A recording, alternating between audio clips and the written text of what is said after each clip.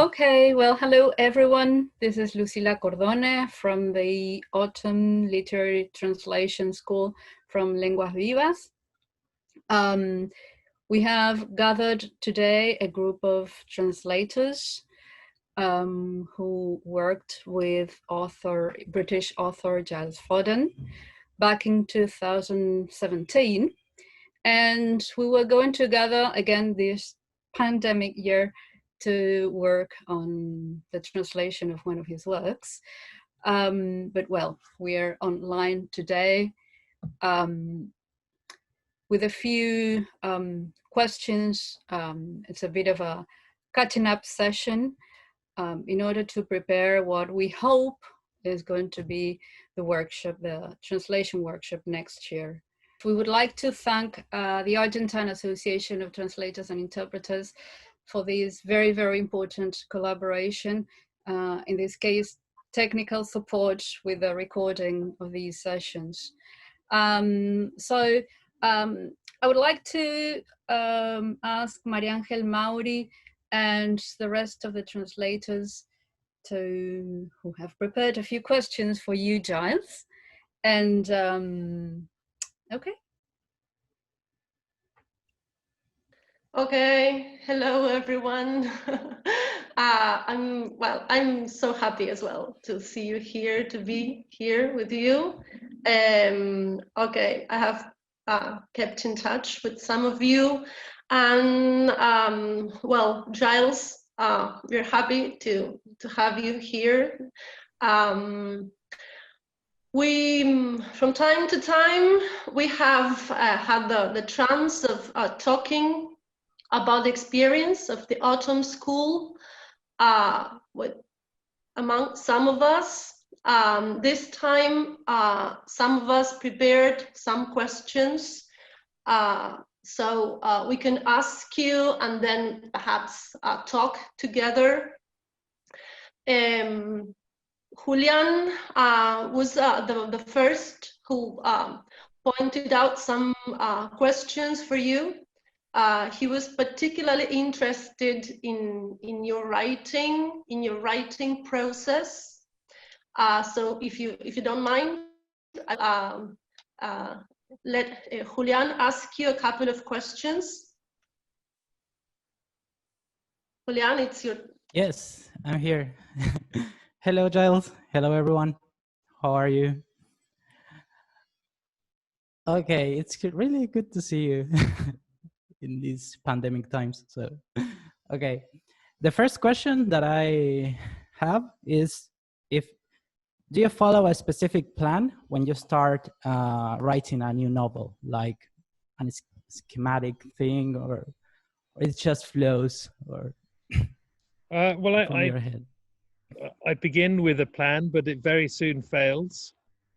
Okay. That has certainly been the experience with this book.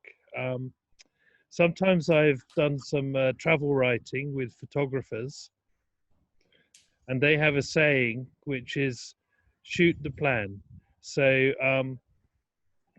so that means like you have a plan to do certain pictures, but as you'll see from the ambiguity in the English, that shoot the plan means that the plan goes wrong. You have to shoot the plan as well, and you have to adapt and change, and that's certainly what's happened in this with this book. And I can tell you some more about that in a second or two. But yes, shortly I'll tell you how the plan has changed. Okay, thank you. Should I go with the next question? Okay, the next question that I have is, if you find inspiration like in other forms of art when writing, like you like listening to music when writing, or you like going to a museum or to see some art? Yes, I do, although I try to keep the research process quite directed, and that's what's been happening over the last few months. I have to confess that, well, you'll probably all remember that I was writing a book when I came to see you, and I've only in when was it? In August, finally sent that book. So and it's been accepted by the publishers, thank God. But I've also done quite a lot of work on the research for the Belgrano book. And coming back to your point, I mean, one of the really interesting things has been, so I've been doing lots of different types of research. I mean, a lot of it has been to do with the previous incarnation of the Belgrano as the USS Phoenix, the American warship that escaped Pearl Harbor. And what I hadn't really realized, navies, and I think this is probably also the case in the Argentinian Navy, every day a ship keeps records of its activities, and these are recorded and eventually released to the public. So I have for every day that the USS Phoenix was active. So that's basically between 1939 and about 1950, when I think it was sold to Argentina. Everything that happened to that ship. So that is a lot of PDFs to download from the US Navy archives. So I've been very busy with that.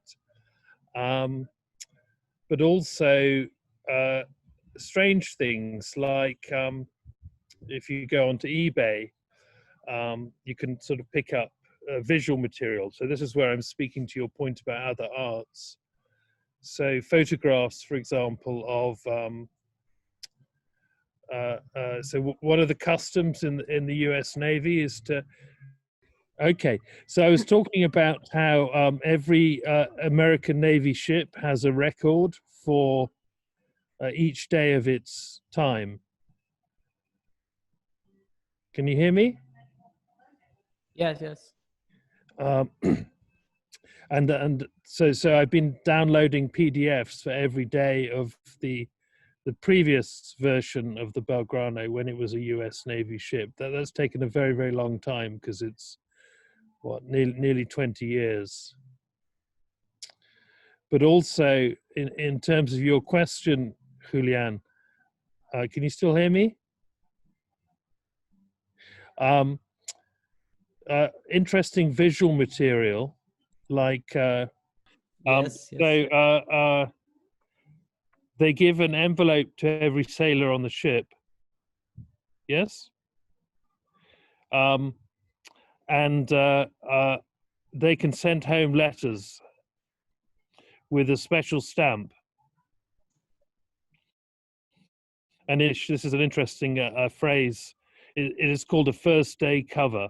Do you hear that phrase? So I don't know what the phrase is in Spanish, but it's when a stamp is first issued.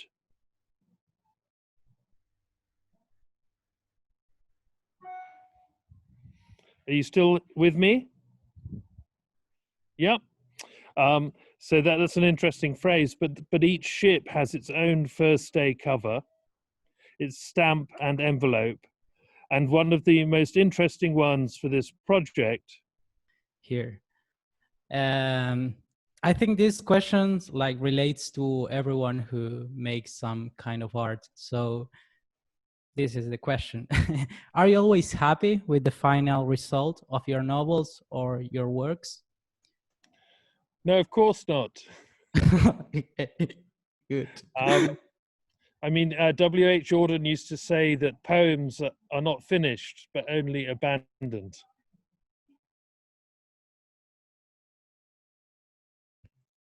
Thank you, Giles. All right, that was very interesting. I think we missed some small parts of your account, but towards the end of the interview, we might come back to the topic of the novel you were writing, or you were starting to write when you came to our autumn literary school. So we'll come back to that probably. Now, I think it was Flor. I'm not sure which Flor is that. Maybe Puco? Probably. I don't remember. I think it was me. Okay. You were. It was you. It was ask you. a very personal question. Was it about writing stories? Right. More than personal, something that's been like plaguing cultures around the world, you know? So the question is, you know that it is said that troubled authors tend to write better stories. I want to know what you think about it. Are you asking me if I'm troubled? I didn't say that. That was personal.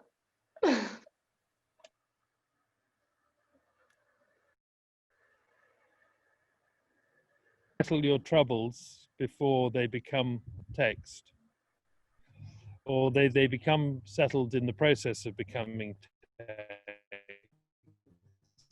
So I think it was Wordsworth who said that that the best poems are emotions recollected in tranquility. So you need to find tranquility. But do you need to be troubled first? I mean, can't a very happy author write an amazing novel? Yeah, possibly. I mean, it's well, I think something that happens is that what's happening in your psyche when you're writing a book gets into it, whether you like it or not.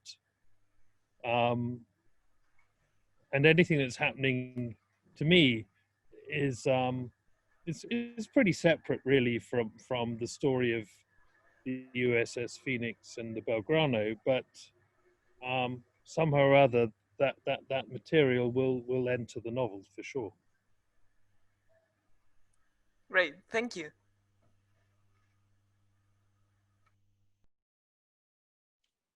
Okay, yeah, interesting. Can you say again, you mentioned tranquility is found, did you mention the author of that quote, or was it yours? No, not me. No, it's from Wordsworth. Right, yeah, The okay. definition of poetry as emotion recollected in tranquility.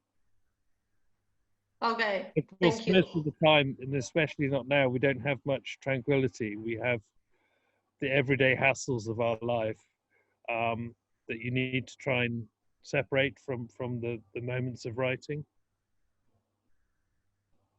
Sure. Thank you, Giles. Delfina, are you there? Yes. Yes. Delfina was interested in your beginnings. I think we didn't we didn't talk about that during the autumn school. It might be interesting to know a little. So I let Delfina ask. Okay. Hi, Giles. Hi, everyone.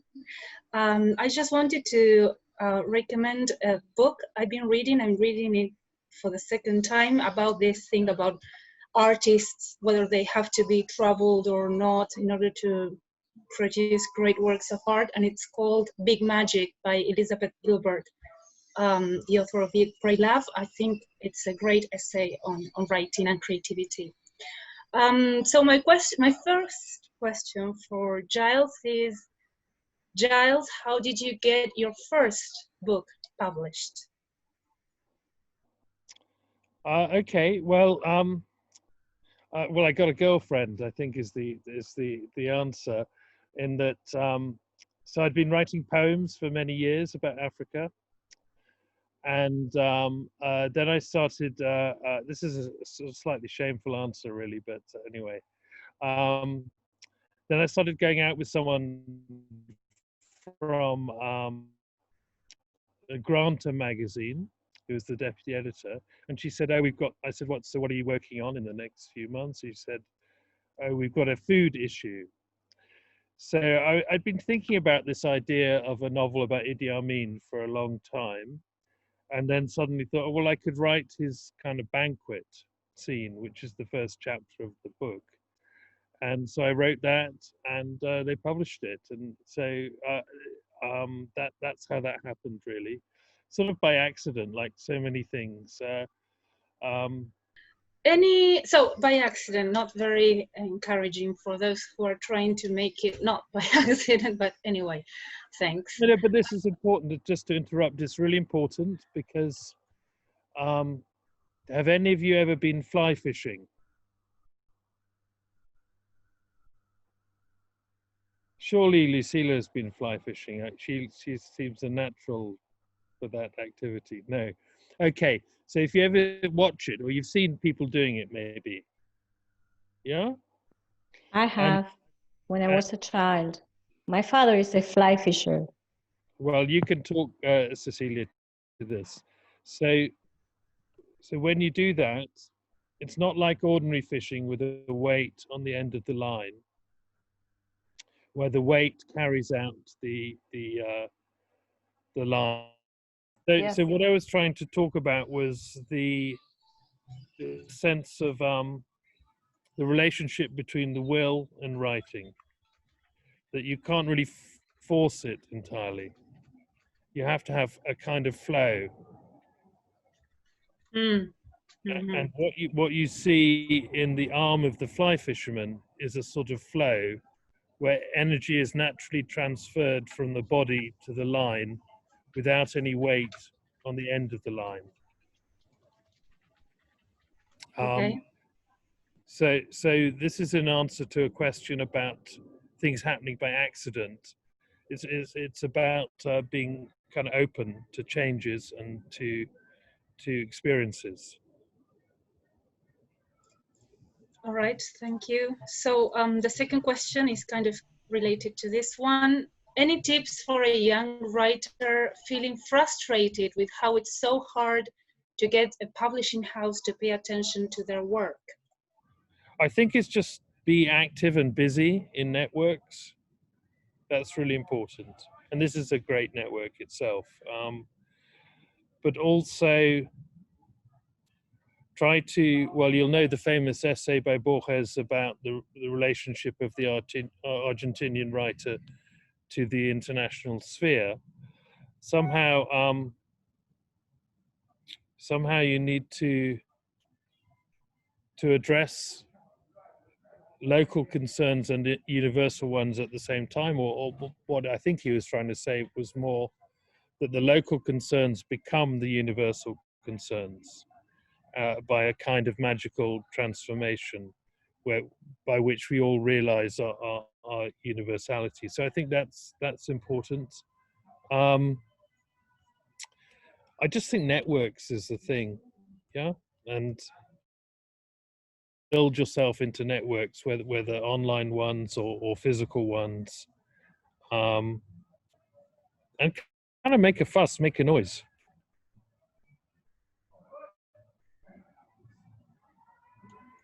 She can, I think. Thank you. Okay, thank you. I was thinking about this last tip about writing about something local and at the same time universal. I think it goes for our translation projects as well. When we start thinking about what to translate or what we can propose to a publishing house to translate, it's interesting to think about those two aspects of future projects. Thank you, Giles. And I think it was one of our floors again. Oh, Nati, you wanted to ask or say something? Loved the. Is it a good time now? You need to turn up the volume. Oh yes, please. My mic.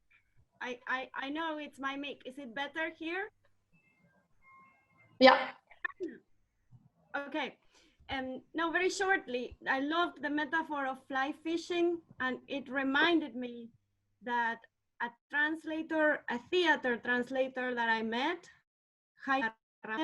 used to say that translating a theater piece has to be that, has to be getting into the piece and being able to switch characters. I see Giles frozen. Do you see him frozen too? No. Okay, cool. Just that, and it made me think of that metaphor of really getting into the energy of something through the body. He used to say it's a mechanism, eyes, body, hands, to put the words and just let the piece flow inside of you as a sort of mechanism. It just reminded me, he spoke of that as a translation process as well. I think that's right, and this key idea of flow is very, very important, because the moments of joy, and I'm sure this is the case for translation as much for writing. Actually, it's not joyful at the beginning because you think, oh my God, I've got to do all this. And it's not really joyful at the end because there are all these things that the annoying editors keep saying. There's snags and problems, but within passages, you have moments of flow and joy, and that's really. I heard many authors talk about that. Simply go with a fresh head and start writing or translating. It's a bit like yoga in some ways. That it's like a trance state, I think, and it's hard to get to, and you feel very angry with yourself when you've lost it.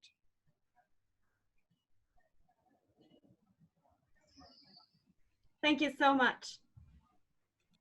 Another good tip. Okay. I think it was Flor again who was curious about your experience here with us in the autumn school in 2017. He wanted to ask some general questions, I think, about the trip and about your memories. And then Nati again wanted to know a little about the novel you are writing. So I let them ask you. Yep, so it's me again. I just wanted to know, what's your favorite memory from your trip here back in 2017? I think it was those lovely meals we had in the cafe was it in San Telmo, I think? Is that right? Yeah, just really fun and so much enjoyment. And yeah, I had such a lovely time. I'm so grateful to you all. I'm really sad too that it seems a long time ago already. I think it wouldn't have seemed a long time ago if I was with you now, but now because of oh yeah, the Chacarita as well, somebody said. So all these things were great, and I really fell in love with Buenos Aires, and so I'm grateful, and it was special. That's so nice to hear that. Okay, you go now, Nati. Thank you, Flor. Thank you. I was especially wondering, when you got back home with all that material that you took home with, of the memories and the visits we did, the visits to the museum and ESMA that were so touching and moving, and everything we discussed, and the talk with the captain, I believe it was captain that had been in the Belgrano, and all these materials in your head and in your papers and in pictures and whatever else you brought with. Do you sort it out somehow? Do you like file it, or do you organize that, or is it just in that chaos that you can keep creating? Or I was wondering what happens when you get back to work with all that. Well, I've been that's what I've been engaging with quite recently, and the need to have some. So we talked earlier about the idea of a plan. So just to have some very basic plan of the. So the real issue is the tension between summary and scene. So yeah? So scenes use up a lot of narrative time, and they have to do all the emotional work of the book, really. But here we're talking of story time of 1938 to 1982. So someone good at maths can tell me how many years that is. You can't have scenes for all that time. Otherwise it will be the longest book in the world. So picking so one way to think about it is like vertebrae on a spine. So where are the little bumps in the spine where you're going to have a scene? And so that's what I've been trying to do now.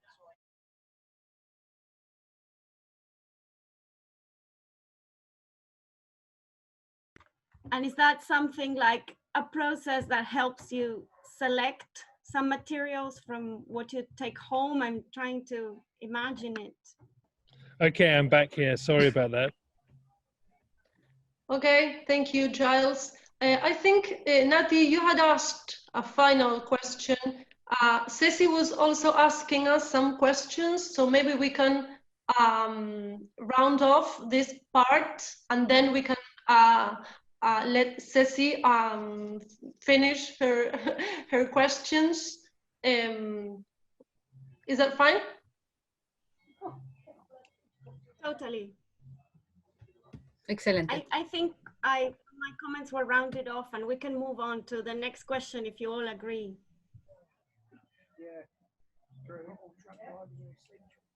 Okay, fine.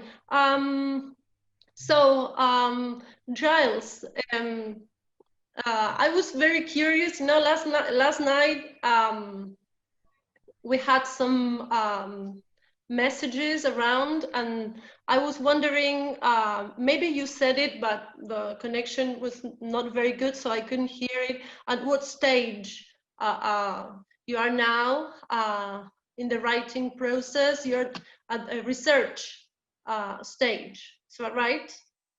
So I think when I came to see you, which I enjoyed so much, I hadn't realized the amount of research that was necessary on the American side of the story. And I've only just now finished that. I have so much material, terrifying amounts of material, military amounts of material. So one of the issues is the balance between the World War II and Malvinas Falklands War side of the story. So I think I've sort of got there now, but there have also been other questions about the form of the book. Can you still hear me? Yes. So I've talked to Ceci a little bit about this. So one of the things that's happened since I was with you is that I've changed agents and publisher. And so the contract for this book has gone to a different publisher. And also I have a different agent. The previous agent was very keen that I do this as not as a novel, but as a non-fiction book. And I toyed with that for a while. Having done all the historical research, I'm terrified by the idea of doing it as a non-fiction book. It's almost too big. It'd become like one of these vast naval histories. So now and I think, so these are the two questions. Do you have your research material? Yes, I have all that now. But a much harder question is, what is the exact narrative form? And that, if you make a mistake with that, you can go down many, many wrong paths. I've found some models of stories of other ships. I think I've sort of got it now. It's pretty different. Yes, don't worry, Delphina, it's still a work of fiction. But it's changed quite a lot. and I think rather than the character we explored, that young woman in Buenos Aires being the beginning, I think she's the end of the story. So this is how it has changed. I think I need to begin with the ship being built, and that being presented not in memory, but as actual narrative. But now, it's a funny thing though, because to you it might seem, oh, well, he hasn't written anything yet. He's still researching. But actually, the writing does not take the long time. It's two things: that the research and then being exact about the narrative form. Once you've got that, then you can go, and it can be really quick. Okay, thank you, Giles. Ceci wanted to ask something. Yeah, I'm fascinated to hear this about the narrative form of the book, and whether you're planning in a way with starting at the beginning with the building of the ship, whether you're planning to in a way to combine factual and more creative writing.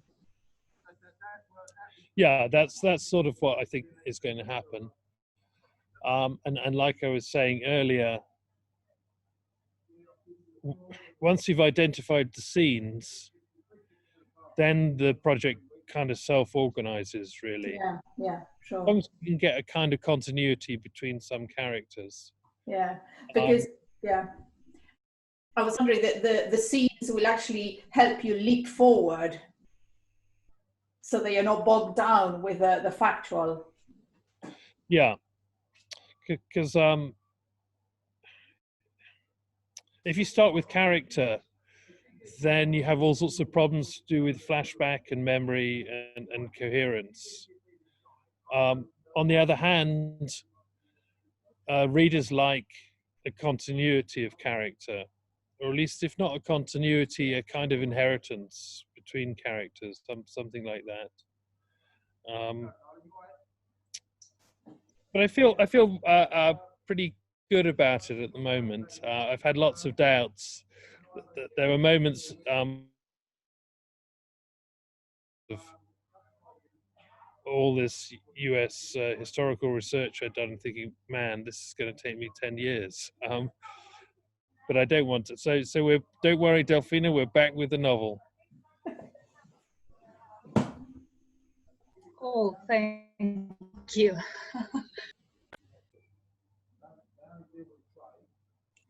Okay, I'm not sure if we have time for more questions. Was there anything? Lucila? No, I think maybe we should pass it on to Ceci Rossi. Yeah.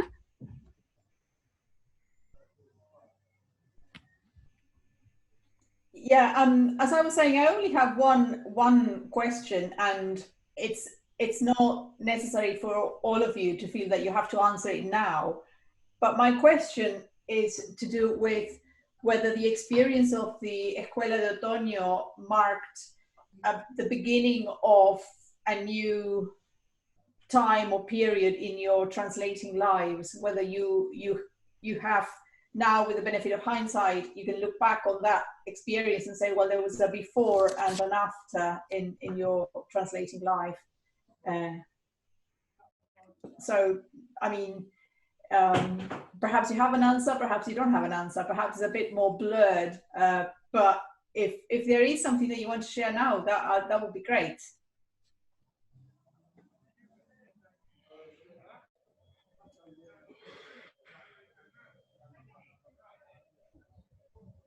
Delphina, yes, please. Yeah. Okay. So yes, for me that was it's a very memorable experience, unforgettable, both on a personal and a professional level.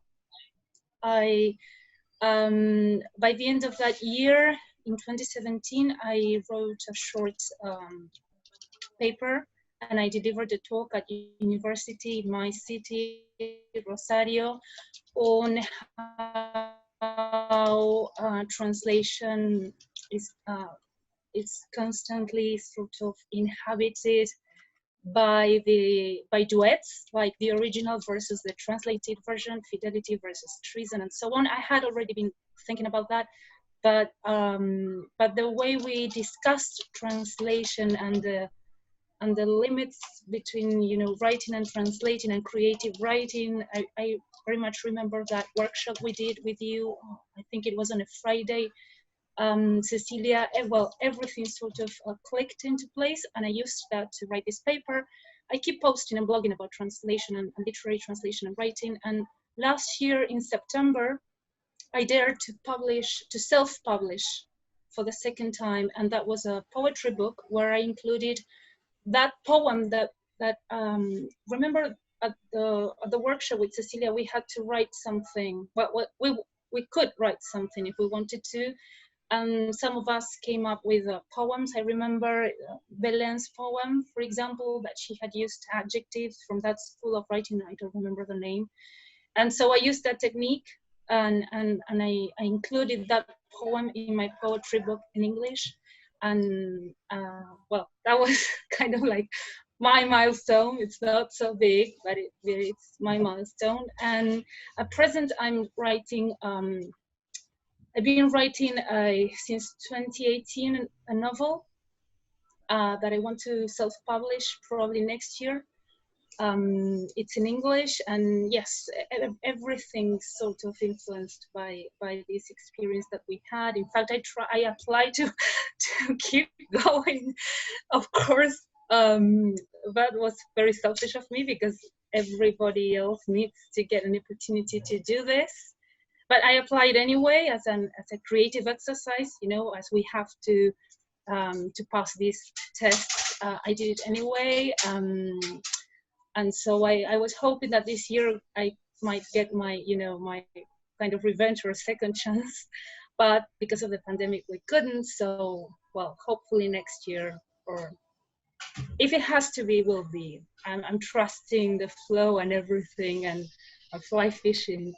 That's it. Thank you, Delfina. That's great. Anyone else? Florencia? Flor and Flor, both Flors. Let's see, Florencia. No. Okay.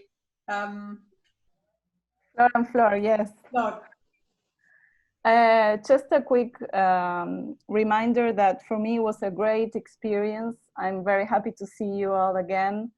And what really changed for me, I don't know about you, but it was the like to acknowledge that translating has a huge amount of creativity, and knowing that before, maybe many times, maybe in translation school or working, I have always thought that translating was like a secondary job related to an original creative work. And this experience changed for me this thinking about how I see myself as a translator, and how I see myself also as a creative writer. And I remember perfectly this exercise that Delphi was talking about with you, Ceci. And that was very, very nice, because I think it was around that moment that I realized, after so many years, that we're also writers, and we are also creative writers, and that we can apply all that in translating.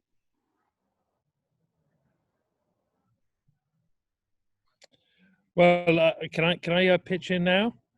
Can you hear me? So I think it also goes the other way. Finished now, thank God. What I realized was that translation is an active part of creative writing as well. And I'll send these little passages by email to the collective email. But there are many moments in the book where the issue of translation, so translation as a fact in a novel, becomes really, really important. And I think that's even more important these days. One way to think about it is the role of music in a novel is rather similar, that there are moments when music is content in a novel, but also a matter of form. And I think the same thing applies to translation. And I think the more that beleaguered mindset of a translational mentality grows, the more we'll see these kinds of novels that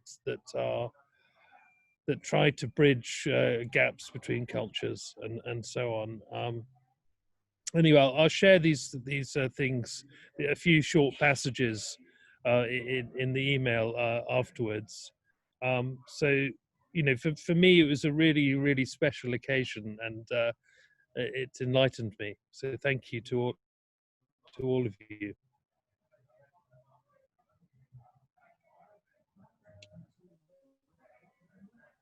Thank you, Giles. That's great. Does anyone else want to share? You know, I also remember quite well the exercise, the writing exercise, the poetry we wrote. I actually started daring, I dared translate poetry after the autumn literary school, and I've been doing it all these for all these years, training and practicing and doing workshops, and so it's also been a freeing experience in a way, because sometimes when we go to translation school, and I'm not saying anything against translation schools, quite to the contrary, but sometimes we get too tight and chained into forms and some prejudices that go around. So I think that kind of approach was very useful and freeing for me. Yeah. I wanted to add something because I heard Delfina talk about fidelity earlier on, and fidelity is and faithfulness. These are concepts that I always steer my students away from. I always say to them, don't engage with them, because if you engage with them, say in an MA dissertation, you've got to engage with a whole kind of controversy with how faithful, how far can you go, etc., which actually leads nowhere. Really, it takes up a lot of word count, and it actually won't, take you where you want to go. And there is a poet and translator, Sophie Collins, who is proposing we talk about intimacy rather than fidelity, and intimacy by a respectful and engaging relationship with the writer, which is, as I was listening to all of you, and you were all asking Giles questions about the creative process, questions about research, questions about what actually goes into the making of the novel, I was thinking, this is a beautiful instance of intimacy, of critical and creative intimacy, where you are thinking, okay, I've got to translate this work, but how do I do it? I need to know more about what has gone before and what is going into the work. And I think that you should all read. In fact, I can actually, what I can do is scan the translator's note in this collection of poems translated by Sophie Collins.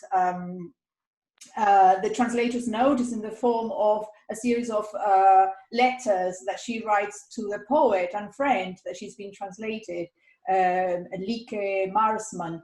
So I'm going to send that to you, because of course she's taking the concept of intimacy from Spivak, critical intimacy. So there is already something in translation studies talking about critical intimacy, but the way she looks at it is being able to establish that particular relationship with one's writer, the writer that you're working on. So yeah, ditch fidelity, I would say. Right, thank you. Okay, Nati. Sorry, I interrupted someone. I'll shut up now. I have a quick comment if no one else does. So I'm aware I spoke before. Okay, so very quickly, I'm so glad you mentioned freedom as a freeing experience, and everything you just mentioned, Ceci. I believe I wrote something about this when you asked for a feedback. It was exactly the same for me. I come from a translation training school, and it's not to say again anything against it, but sometimes we need this kind of freeing experiences in order to translate literature. I just wanted to add to that. In my case, I didn't have a problem with freedom in literature. I think the literary school gave me courage to devote more time to literary translation. Because in Cordoba, literary translation is not very well developed. Not many people does it. So it gave me courage to devote my time to that. And I did many things related to literary translation since 2017. I don't know, I finished my degree, my master degree. I opened a literary translation workshop. We published a couple of books. So it was, for me, it was very, very enriching. It was very important, the school, the autumn school. It changed the way I was working. I always work at university. I always taught at university. But for example, this is the first year that I'm teaching literary translation at the School of Languages. So it was very important for me. It was life-changing, and I'm very grateful for that. Thank you all for that.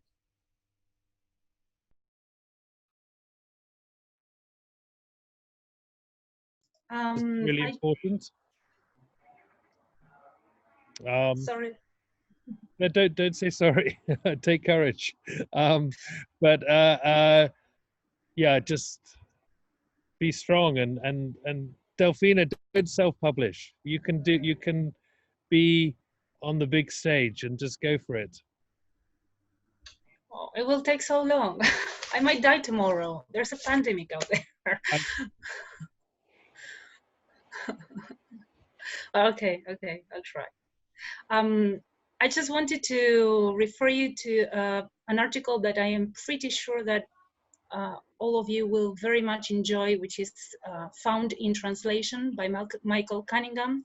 I just quoted a part of a sentence on our chat where he, as a novelist, says that because I've learned from working with translators over the years that the original novel is, in a way, a translation itself.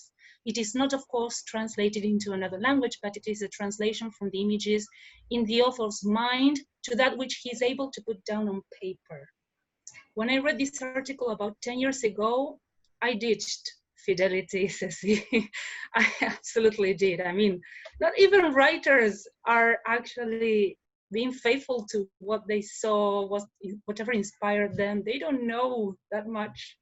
So we're free to translate in peace, I think. There's the source there if you want to check it out. It's awesome.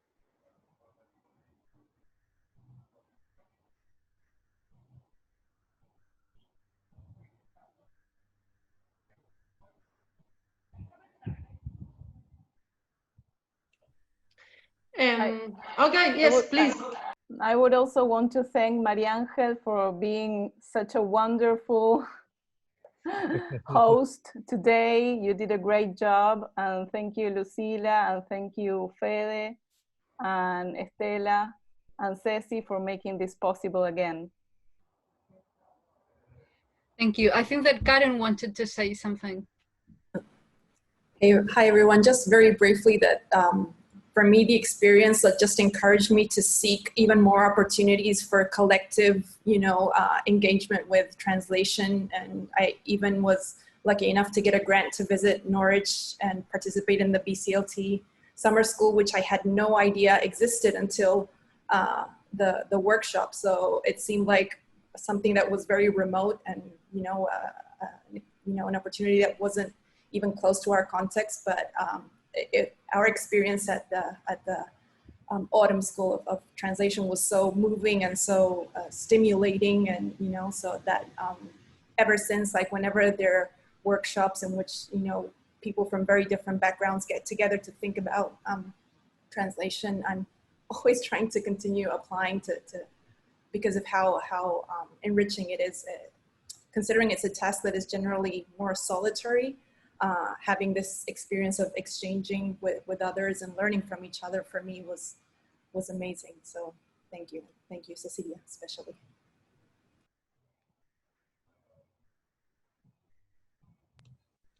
Yes, I think for all of us, even the ones who haven't said it, the experience of the autumn school was changing for us in our professional life, and especially in our attitude towards our practice. I believe I became or I decided to become a professional literary translator after the school, and I have seen many of you doing similar things over these years. So I think, okay, I absolutely agree with everyone. Okay. I don't know if anyone else would like to share something. Okay, Lucila? Ceci? Okay. I was just saying, I just put on in the chat that the BCLT summer school will be taking place online again this year. But also, if you go to the BCLT YouTube channel, you will find all the panel discussions, everything that we did during the BCLT summer school in July 2020. It's all available for you to watch. So if you have like 40 minutes and you want to learn about theatre translation, or publishing panel with Bill Swenson, I mean, it's all there available. So enjoy. Thank you. All right, we'll do that. Sorry, Giles. Yeah. I just want to say I hope that very soon I'll be able to come back to Buenos Aires and see you all again. I was all set. We hope so too. Hopefully. Yeah. Okay. Well, I don't know if Maria Laura Ramos was here. She was coordinating the workshop with us in 2017. Would like to add anything? You're quiet. Hi everybody. Yes, I was just listening. No, I was listening attentively. And I didn't want to interrupt you, but I was telling Ceci some days ago in another meeting that getting in touch with creative writing made me change as a teacher, as a trainer. And I think that also marks a difference. The way I see my students and the way my students produce is totally different, and my approach to literature. So I think it marked a difference on me too from another point of view. But it will make a difference in future generations. Maybe not in me, but because my field of expertise is not purely literature, but accessibility and other fields. I'm working on that fully. But I think it made a change on me and in future generations as well. Thank you. I would also like to add to that. That I think our literary translation programs have improved immensely since our experience in 2017. And I can see that also in students' productions. They do look as literary translations now. And maybe a few years ago, they were just so focused on meeting, not that much in the creative part. So I'm very proud we are part of this change. We'll see in future generations, but we are already seeing it now. Okay. Flor Pico wanted to say something. Yeah, just two very short things. The first one is that as I am still teaching English to primary school students, I realized that I could choose literature to get through to them, right? So I'm teaching English through literature right now to my 11-year-olds. And I notice that they can't do it, you know, they appreciate it. So that's the first one. And the second one is that, you know, I have never thought of myself as a content creator, like a writer.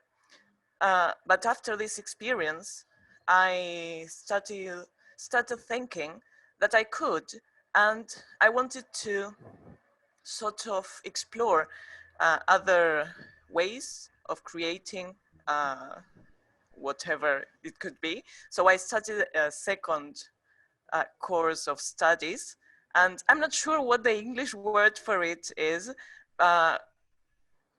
Announcer, broadcaster, anchor, I don't know the English thing. I don't remember the English word, but I started another course of studies and I'm in my second year. So just 1 year, I have one year left for me. But it's related, you know, we are very creative in that aspect. And I'm really grateful for that experience. All right, Brian.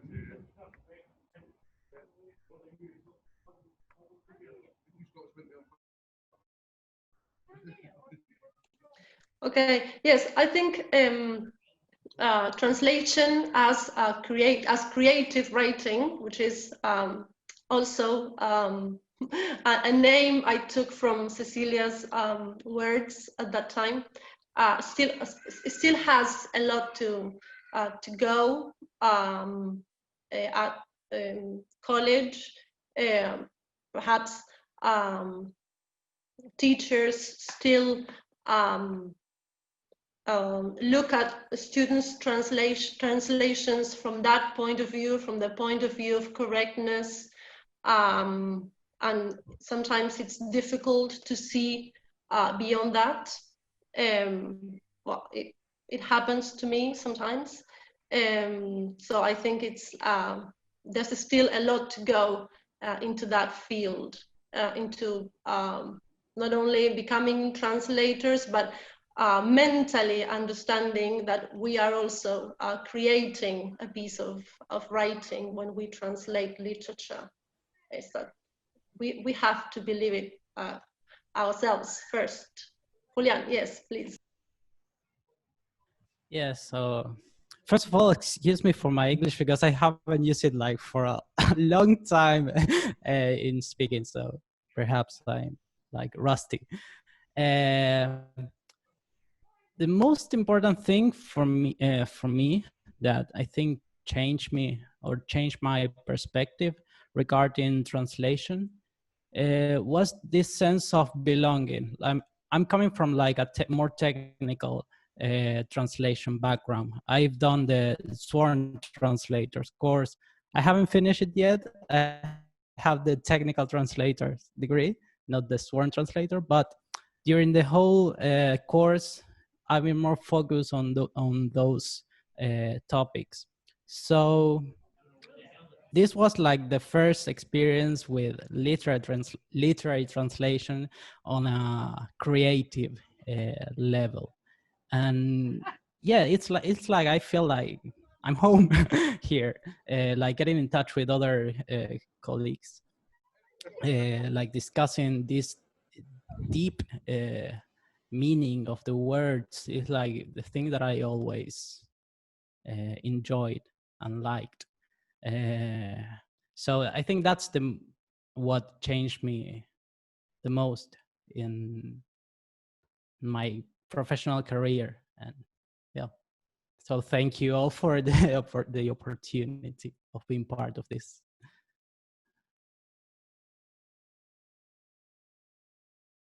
Yes, Belen.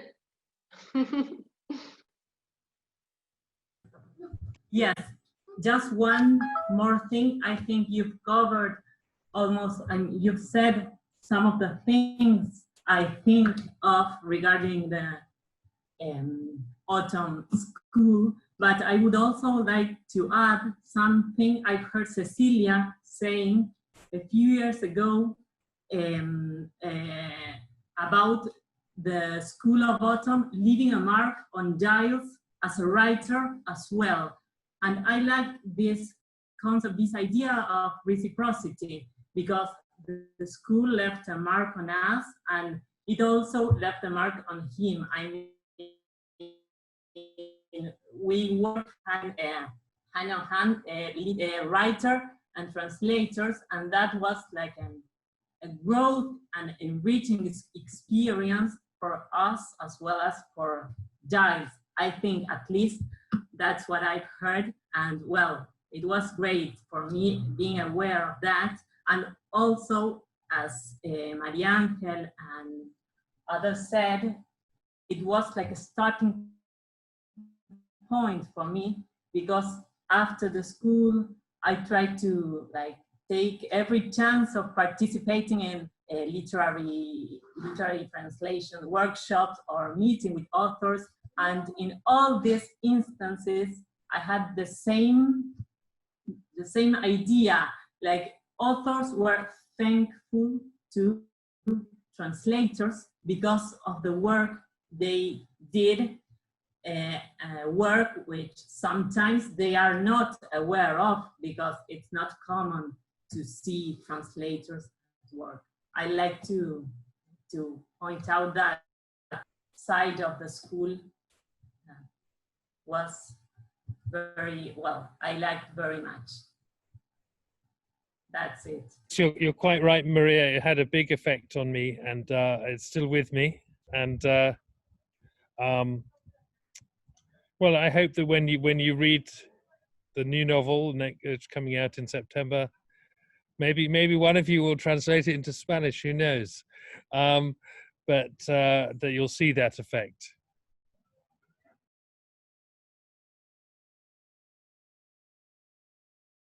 Okay, we're looking forward to that.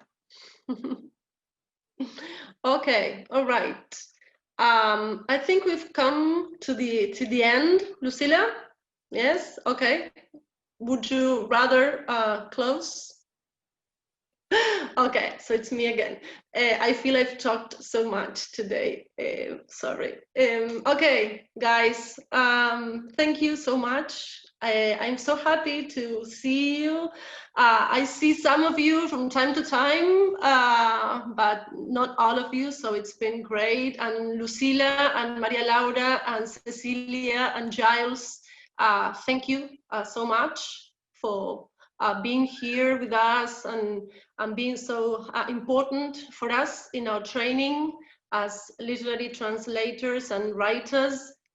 So hope we can meet again in person next year.